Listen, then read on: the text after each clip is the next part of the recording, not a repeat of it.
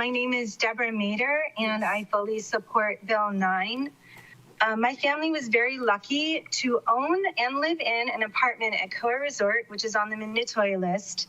At that time, around 2010, it was an incredible mix of teachers, construction workers, small business owners like ourselves, retirees.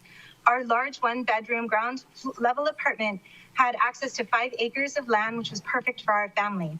At that time, only 3 of the 54 apartments were vacation rental.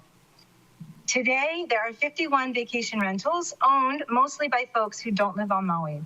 And because of all the flipping from owner to owner over the years of the investors, the prices of the apartments there, which was perfect for a family of 4, has doubled, tripled, and even quadrupled since we lived there.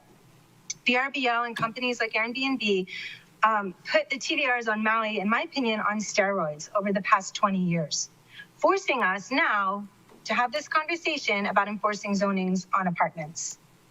For folks that were complaining in previous testimony that they're unable to sell their units that are on the Minatoya list, I would ask, are you selling at a fair price or are you selling at a deeply inflated price? If you cut your asking by a half, you would likely sell it.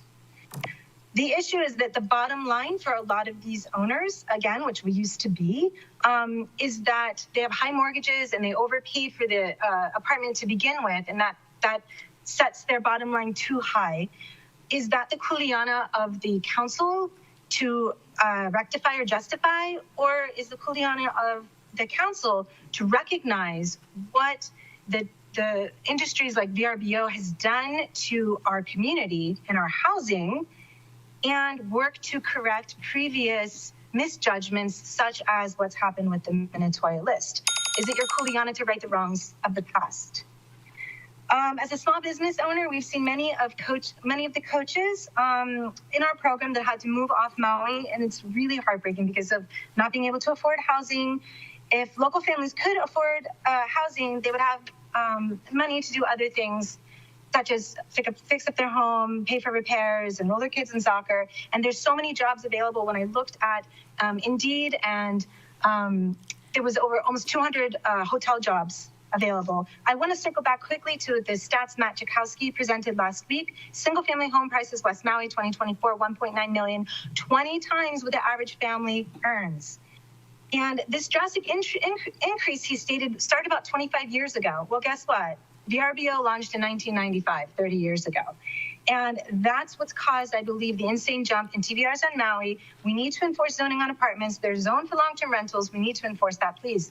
For homes built 2010 to 2023, West Maui, only 60%. Thank you, 60% are owned by non-residents. Questions for the 60% of our new homes are owned by people who don't live here. I love you guys. Mahalo. Thank you. Member Rollins Fernandez has a question for you. Mahalo, Chair. Aloha, Ms. Mater. Mahalo for your testimony. Yes.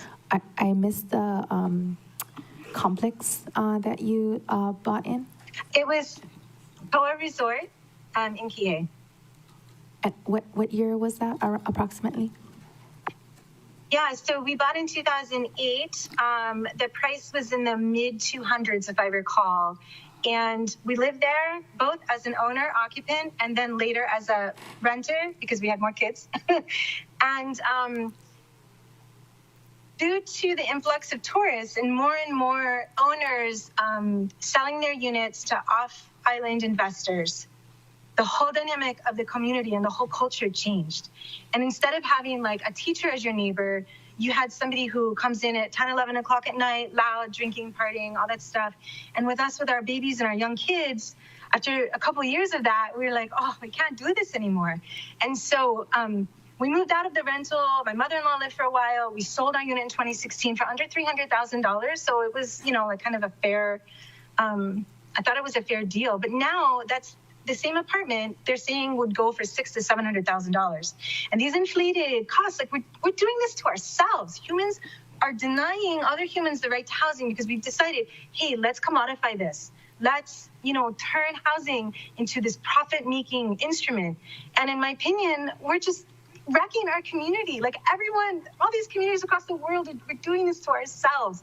And so I think starting here and recapturing these apartments. And for those who bought high and have a high mortgage, unfortunately, they may sell. But, you know, we bought a home, we saved up all of our money 20 years ago and bought like a tiny shack. And we ended up losing on that big time because we renovated and then we tried to sell and the market crashed and then our whole town got flooded. And so that happens. When you look at housing as a profit-making thing, you lose and you win. And so we just took ourselves out of that whole equation. We said, we're not buying, we're not renting to vacation people, we're not renting to anyone, we're out. We're going to have one home, we're going to live in that, and that's it. And I think if other people had that mindset, hopefully, maybe our housing situation would improve. Mahalo for that explanation, Ms. Mater. Mahalo, Chair. You're welcome. And Member Paulton has a question for you.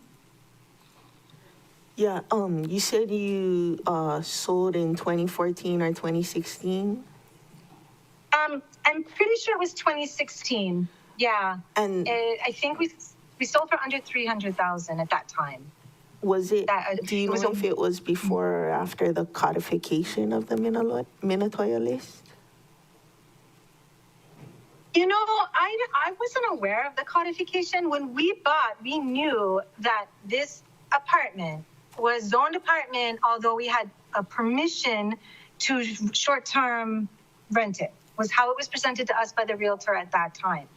So I always knew, oh, okay, there's something funky going on here. And then as time went on, I researched and then I read about the Minatoya in 1989 and all the things. And I was like, oh, you know, it's only a matter of time because I could see what was happening around me and how everyone was jumping on this gravy train of vacation rental. And it was just spreading like so quick in that 154 unit complex at Core Resort. And then you see it happening, like your teachers are leaving the island, your dentist is leaving the island, and you're like, hey, we've got a problem. So did that answer your question? I'm sorry. Yes, thank you.